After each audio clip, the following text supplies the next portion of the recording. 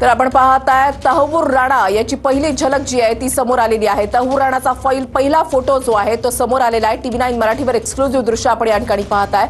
16 वर्षांनंतर तहव्वूर राणाला भारतामध्ये आणण्यात आलेला आहे।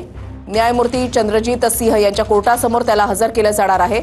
आज दुपारी त्याला अमेरिकेमधून दिल्लीमध्ये आणण्यात आलेला आहे। भारतामध्ये त्याचं प्रत्यार्पण झालेलं आहे। तहव्वूर राणाचा पहिला फोटो जो आहे तो समोर आलेला आहे। NIAचा या ठिकाणी कडेकोट बंदोबस्त आपण या ठिकाणी पाहताय। त्याची मेडिकल टेस्ट जी आहे ती झाल्यानंतर त्याला आज कोर्टामध्ये हजर केलं जाणार आहे। तहव्वूर राणा भारताचा आरोपी, भारताचा दोषी। तहव्वूर राणाचा पहिला फोटो समोर आलेला आहे।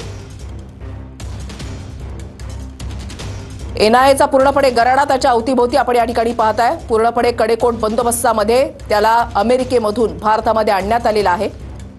75 वर्षाच्या तहव्वूर राणाची पहिली झलक जी आहे ती आपण या ठिकाणी पाहताय।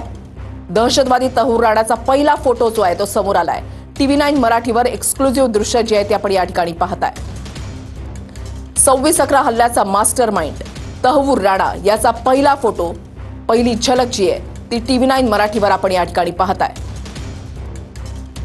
16 वर्षांनंतर भारतानं पूर्णपणे प्रयत्न केले आणि 16 वर्षांनी आता अमेरिकेमधून त्याला या ठिकाणी आणण्यात आलेले आहे, भारतामध्ये आणण्यात आलेला आहे। भारताचा दोषी आहे, भारताचा आरोपी आहे तहव्वूर राणा। कृष्णा सोनरवाडकर आमचे प्रतिनिधी या संदर्भातली अधिक माहिती देतील। कृष्णा, उचलले आपण पाहतो की तहव्वूर राणाचं अधिकृत प्रत्यार्पण झाल्याची माहिती NIAने जारी केल्यानंतर आता भारतात आणल्यानंतर त्याचा पहिला फोटो जो आहे तो समोर आलेला आहे। NIAने हा फोटो जारी केलेला आहे, ज्यामध्ये तहव्वूर राणा हा त्या फोटोमध्ये पाहायला मिळतो। सोबतच NIAचं जॅकेट घातलेले अधिकारी सुद्धा पाहायला मिळत आहेत।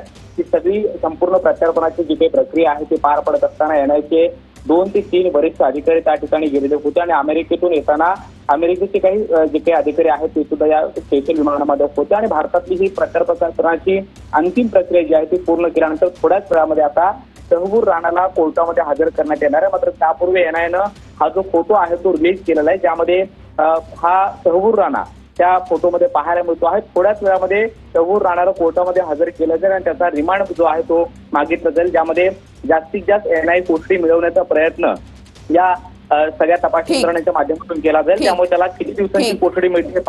नक्कीच धन्यवाद कृष्णा दिलेल्या सविस्तर माहितीसाठी।